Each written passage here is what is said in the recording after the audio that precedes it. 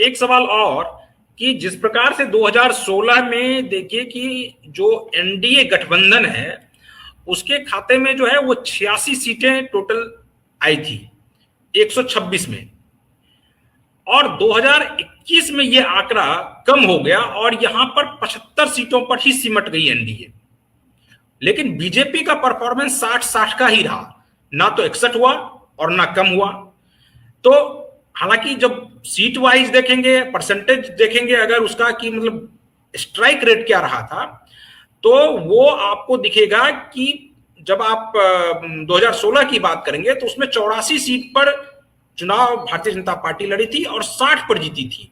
लेकिन 2021 में देखें तो 93 सीट पर चुनाव लड़ी और 60 सीट जीती, यानी स्ट्राइक रेट कम हुआ। यानी कि 2016 के मुकाबले में भारतीय जनता पार्टी 21 में उनका स्ट्राइक रेट उतना बेहतर नहीं हुआ बल्कि कम ही हुआ।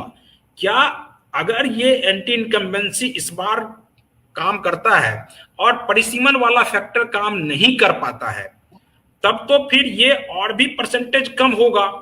तब तो इस बार जो हम लोग जो चला रहे हैं कि इस बार मुश्किल है सफर, तो क्या सच में मुश्किल होता हुआ दिखाई दे रहा है क्या? मान लीजिए 1-2 सीट अगर कांग्रेस पहले से ज्यादा गेन कर भी लेती है, या मान लो 4 सीट भी गेन कर लेती है, तो ऐसी स्थिति में कांग्रेस नहीं है कि वो बीजेपी सरकार को हटा दे। पूछिए क्यों? क्योंकि उनके जो अलायंस पार्टनर हैं, जो कांग्रेस ने जो अलायंस बनाया है, उससे सीपीएम बाहर हो गई। और सीपीएम 7 या 8 सीटों पर, मैं सीट भी बता दूंगा, हाँ, सीपीएम, सीपीआई और सीपीएम मिल के लेफ्ट की जो पार्टी है, वो 7 सीटों पर अलग से चुनाव लड़ने की बात कर रही है। वो जो शिवसागर है, नजीरा, टीटाबार, मोरीगांव, धाकुआ खाना, डिमोव और गौरीपुर, यहां कांग्रेस के अलायंस से अलग होकर लेफ्ट पार्टी लड़ रही है। और कांग्रेस में जो 3 पार्टियां, जो उन्होंने एक अलायंस बनाया है कांग्रेस ने, जो असम सम्मिलितो मोर्चा, ये कांग्रेस ने जो बनाया है, इसमें 3 पार्टियां, एक कांग्रेस खुद है, एक राइजोर दल है जो अखिल गोगोई का है, उसमें 7 अन्य पार्टियां भी हैं, छोटी छोटी पार्टियां मिला के 7 और भी हैं। और उसकी जो 3 मुख्य पार्टियां मैं ये बता रहा हूं, और एक है असम जातीय परिषद।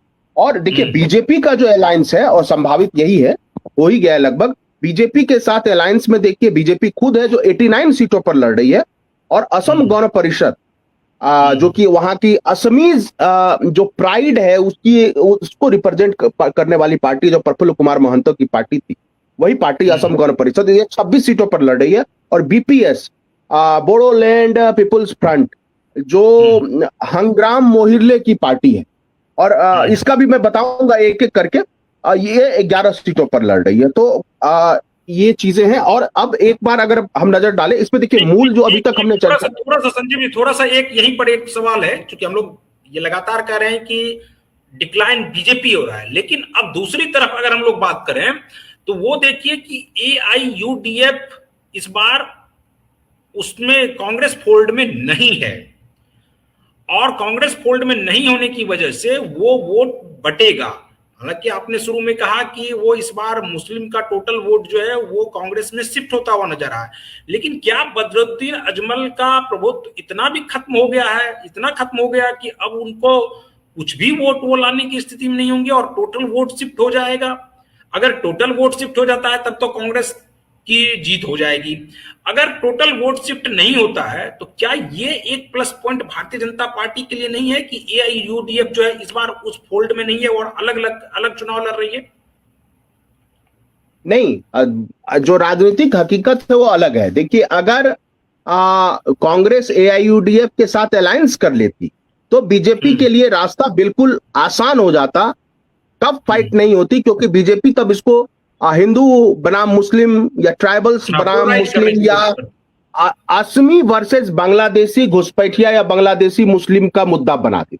लेकिन कांग्रेस को ये पता है कि अगर वो बदरुद्दीन अजमल के साथ अलायंस करेंगे तो एसटी के पॉकेट में, ओबीसी के वोटर्स में नाराजगी होगी, इसलिए उन्होंने छोड़ दिया और अजमल का साथ। दूसरी बात जो मैंने बताया कि अजमल अलोकप्रिय हो गए हैं, उसके पीछे ये है कि बार बार कई ऐसी तस्वीरें आई हैं जिसमें हिमंता और अजमल जो है साथ बैठे चाय पीते हुए नजर आ रहे हैं, और इससे मुस्लिम वोटरों में जो एक गलत मैसेज गया। तो ये चीजें हो गई। देखिए, तो अभी तक जो हमने डिस्कशन किया उसमें मुख्य बिंदु ये रहा कि असम में कितनी सीटें हैं, असम के कौन से बड़े नेता हैं, उन नेताओं की छवि क्या है, उन नेताओं का बैकग्राउंड क्या है। अब मैं इससे अलग जाता हूं। देखिए, असम की कुछ पार्टियां हैं जिसके बारे में हो सकता है कि राष्ट्रीय स्तर पर चर्चा ना होती हो, इसलिए उसकी भी बारे में थोड़ी सी चर्चा कर दे। एक तो बीजेपी और कांग्रेस तो है ही, एआईयूडीएफ हो ही गया, एक है बीपीएफ, बोडोलैंड पीपुल्स फ्रंट, ये बहुत महत्वपूर्ण है, हंग्राम मोहिलारी। दरअसल देखिए, यहां पर एक बोडोलैंड टेरिटोरियल काउंसिल है और उसमें 4 जिले शामिल हैं और वो एक अलग एडमिनिस्ट्रेटिव यूनिट है विद इन स्टेट। वो एक ट्राइबल यूनिट है जिसमें 4 जिले शामिल हैं और उसमें 40 सीट है। मैं इसलिए बता रहा हूं कि इस बार जो बीजेपी ने अलायंस किया है वो बीपीएफ के साथ किया है और ये बीपीएफ जो है इन 40 सीटों में 27 या 28 सीटें बीपीएफ के पास है। यानी बीपीएफ जो है बोडो समाज को रिप्रेजेंट करती है और इसलिए देखिए, यूपीपीएल के साथ अलायंस नहीं किया बीजेपी ने, जबकि यूपीपीएल के प्रमोद बोड़ो को एक दिन पहले राज्यसभा भेजा है बीजेपी ने अपने समर्थन से। और यूपीपीएल और बीपीएफ दोनों बोडो ट्राइबल्स की पार्टी है। एक पार्टी के नेता को राज्यसभा भेज दिया बीजेपी ने और बीपीएफ के साथ अलायंस कर लिया, लेकिन प्रमोद बोड़ो नाराज हैं कि उनको अलायंस में शामिल नहीं किया गया और इसलिए वो अलग 11 या 15 सीट विधानसभा सीटों पर लड़ने की बात कर रहे हैं। तो एक बोड़ो वाला जो समीकरण है वो है। और इसके बारे में एक बात और महत्वपूर्ण है कि ये लगभग आप देखें, मैं थोड़ा डिटेल बता दूं इसके बारे में, ये बीटीसी जो है टोटल असम के 11% क्षेत्रफल को रिप्रेजेंट करती है, ये बोडोलैंड टेरिटोरियल काउंसिल। और इसमें 4 जिले आते हैं, कोकराझार, बाक्सा, उदलगुड़ी और चिरांग।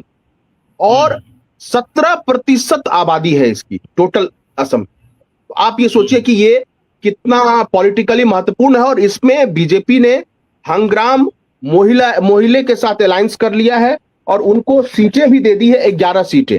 और बीजेपी को उम्मीद है कि इन 4 जिलों में यानी कोकराझार, बाक्सा, उदलगिरी और चिरांग में बीजेपी और बीपीएफ के अलायंस से इनको ज्यादा से ज्यादा सीटों पर जीत मिलेगी।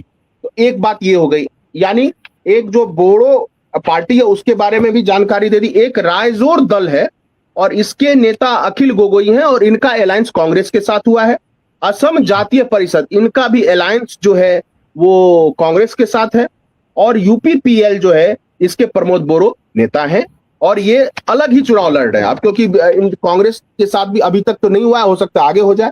अब देखिए, असम को एडमिनिस्ट्रेटिव तौर पे 5 भागों में बांटा गया है। 5, एक लोअर असम डिवीजन जिसका हेडक्वार्टर गुवाहाटी है, एक नॉर्थ असम डिवीजन जिसका हेडक्वार्टर तेजपुर है, तीसरा जो है अपर असम डिवीजन जिसका हेडक्वार्टर जोरहाट है, एक है सेंट्रल असम डिवीजन जिसका हेडक्वार्टर नौगांव है और एक है बराक वैली डिवीजन जिसका हेडक्वार्टर सिलचर है। अब देखिए, ये तो एडमिनिस्ट्रेटिव रीजन हो गया, लेकिन पॉलिटिकली इसको 4 रीजन में बांटा गया है और उसमें आता है देखिए अपर असम, लोअर असम, मिडिल असम और बराक वैली। यानी ऊपरी असम, निचला असम, मध्य असम और बराक वैली, ये 4 मुख्य हिस्से हैं आप देखेंगे यहाँ के। तो अगर हम अब बात कर लेते हैं जो थोड़ा सा आपको हम रोकेंगे कि यहाँ पर जो आपने चूंकि बताया कि किसके साथ पहले क्या गठबंधन था, अभी क्या गठबंधन है, इस बार भारतीय जनता पार्टी कुछ प्रयोग के मूड में नजर आ रही है क्या? क्योंकि देखिए, पिछली बार जो पार्टी उनके साथ थी इस बार वो पार्टी नहीं है, क्योंकि यूपीपीएल जिसके बारे में जिक्र आपने किया वो इस बार जो है वो गठबंधन में शामिल नहीं है। तो क्या उस सब का कुछ नुकसान होगा या एकदम कैलकुलेट कर लिया गया है कि नहीं इनके जाने से और इनके आने से? क्योंकि जो पिछली बार जो खास करके बीपीएफ है वो देखिए वो उसको इस बार शामिल किया गया है और यूपीपीएल को बाहर किया गया है। तो भारतीय जनता पार्टी क्या कैलकुलेटेड रिस्क ले रही है या उनको ये लग रहा है कि नहीं इनके आने से गठबंधन मजबूत होगा और उनकी जीत होगी? हाँ देखिए, बिल्कुल कैलकुलेटेड है। दरअसल ये बीपीएफ और यूपीपीएल ये दोनों जो पार्टियां हैं ये बोडोलैंड टेरिटोरियल काउंसिल में चुनाव लड़ती हैं और 2025 के अगस्त महीने में यहां बोडोलैंड टेरिटोरियल काउंसिल का अपना इलेक्शन हुआ है, अपना इलेक्शन 40 सीटों पर इलेक्शन। और इसमें बीपीएफ जो पार्टी है वो विजेता बन के उभरी है, जो हग्राम मोहिलोरे की पार्टी है, और इसने 28 सीटों पर जीत हासिल की, यानी 40 में से 28 सीटों पर। ये प्लस 11 यानी पिछले इलेक्शन से 11 सीटें अधिक जीती। अब यूपीपीएल का क्या हुआ, ये मात्र 7 सीटों पर सिमट आई है। जो प्रमोद बोड़ो की पार्टी है 7 सीटों पर सिमट गई, 40 में से केवल 7 सीटें इनके पास है और इनको 5 सीटों का घाटा हो गया, यानी इनका प्रभाव जो है बोडोलैंड में गिर गया है। इसलिए इनको राज्यसभा तो भेजा लेकिन इनके साथ अलायंस नहीं किया बीजेपी। और बीजेपी को भी यहां 5 सीटें मिली हैं, यानी अगर वैसे देखिए तो बोडोलैंड में की 40 में से 33 सीटें बीपीएफ और बीजेपी के पास है। और यूपीपीएल का जो आधार है, जो प्रभाव है, वो बिल्कुल खत्म होता जा रहा है बोडोलैंड के इन चारों जिलों में, चाहे कोकराझार हो, चाहे बक्सा हो, चाहे उदलगिरी हो, चाहे चिरांग हो। इसलिए बीजेपी ने बीपीएफ के साथ अलायंस किया और यूपीपीएल के साथ अलायंस नहीं। जो आपने पूछा कि इस बार क्या बदला है बीजेपी ने, और वो उसके पीछे का आधार है 2025 के का जो बोडोलैंड टेरिटोरियल काउंसिल का इलेक्शन है लोकल बॉडीज का, उसके इलेक्शन के नतीजों को ध्यान में रखते हुए बीजेपी ने हग्राम मोहिलरी की पार्टी बीपीएफ के साथ अलायंस किया, क्योंकि वही विजेता थी। 40 में से 28 सीटें उन्हें मिली थी। जी नहीं तो संजीव जी, अब हम लोग चूंकि आज ये डिबेट काफी हो चुका है, लंबा खींच गया है, लगभग 28 मिनट तक हो गया है, और हम लोग अभी चूंकि आज असम के बारे में आज शुरुआत ही कर रहे थे, आगे हम लोग इसी प्रकार से असम पर भी, बंगाल पर भी और बिहार पर भी हम लोगों की नजर बनी रहेगी और इस सभी पर हम लोग चर्चा करते रहेंगे। 8 और 9 बजे का जो स्लॉट है उसमें हम लोग बंगाल और खास करके असम पर चर्चा करेंगे, और भी तमाम मुद्दों पर भी हम लोगों की चर्चा होती रहेगी। तो जो दर्शक इस वक्त हमारे साथ जुड़े हुए, इस वीडियो को फटाफट शेयर कर दीजिए। आपको हर सीट के बारे में बहुत ही बारीकी से विश्लेषण मिलेगा यहाँ पर, क्योंकि यहाँ आपको जो एक्चुअल है फैक्ट, उसी के आधार पर यहाँ पर विश्लेषण होता है और आपको वहां यहाँ हर वो चीज मिलेगा जो आपको कहीं नहीं मिल रहा है। तो आप इसी प्रकार से बने रहिए क्यूआई के साथ। अगर आप इस वीडियो को YouTube चैनल के जरिए देख रहे हैं तो चैनल को सब्सक्राइब कर लीजिए और वीडियो को फटाफट शेयर कर दीजिए। अगर आप फेसबुक पेज के जरिए देख रहे हैं तो पेज को भी आप फॉलो कर लीजिए और वहां से भी अपने वॉल पर वीडियो शेयर कर सकते हैं। कमेंट कर आप बता सकते हैं कि आपको ये विश्लेषण कैसा लग रहा है। बने रहिए क्यूआई के साथ और मुझे दीजिए अनुमति। नमस्कार।